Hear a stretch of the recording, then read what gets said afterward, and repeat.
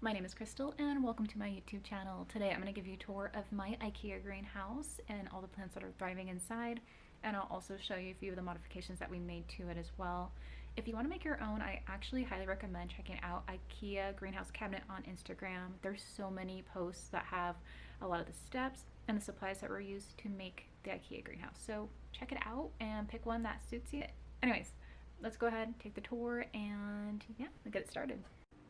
Okay, so this is what it looks like, and currently the humidity is set to 82%. I do have weathering tape between the gaps. It doesn't fill it completely, which is fine. I mean, it still stays pretty humid even though it's not the exact size, but I mean, feel free to get whatever size you'd like. I just didn't want to go back to the store. Here are the lights. I have one on each shelf and they are 24 watts.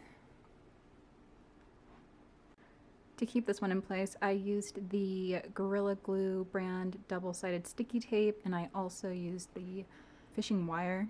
I tied that around through this hole here to make sure if anything happens that hopefully this light doesn't fall on my plants. The plants that I have on the first shelf is this begonia, and it is flowering, so it seems to really enjoy its spot here.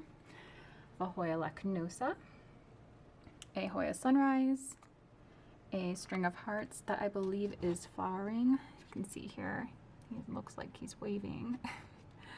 A Dischidia million little hearts, my Alocasia mahani, I believe is how it's pronounced. I could be pronouncing it wrong. Actually, here, let me move my verrucosum. Okay. Here's my coffee plant. This is what it looked like before it was in a greenhouse, and here's all the new growth after it was in the greenhouse. Here's my Hoya crystal making herself at home. And here we are. Here's my verrucosum. Look at that new leaf coming in. Here's the fan. Well, here's one of them. This one is zip tied to the shelf and it's blowing up. The cord going back there, and then here is the other fan blowing down, also zip tied to that shelf. I have a Skin Dabson's Jubei Dark Form, a Hoya retusa, some Gonium albo, some Hindu rope, my Monstera siltificana, a jewel orchid, my Hoya polyneura, Hoya rangsan, also growing a new leaf, Hoya calistophylla, my jewel orchid, and that is it.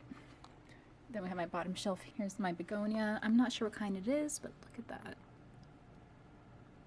That's so pretty. Then I have my Thai constellation, a Anthurium magnificum, also growing a new leaf, my millipede, and a Cestus mirabilis. Oh man, I'm pretty sure I mispronounced that. And he's also growing a new leaf. So here's the humidifier that I use. I really like this one. It works great for this greenhouse. I like the size. I tried the USB humidifier and I had to charge it like every hour. So I don't really recommend those, but if that's all you have, I mean, it still works technically. So just do whatever works best for you. And then here are the cords. We drilled a hole at the bottom so that way we can just pull them down.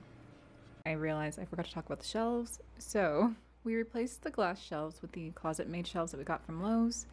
They come in like sizes, I think like 36 and 64. They're really long, so you just have to cut it to size. So Chris is the one that ended up cutting it for me because when I was doing it, it was just taking me forever. So thank you, Chris, for helping me and cutting these shelves. He cut them to 12 inches and he placed them on, I think it's like the closet rack track, but it's also sold at Lowe's, and it's cut at an angle and it's laying on the little tabs that come with the cabinet. So you don't have to replace the glass shelves.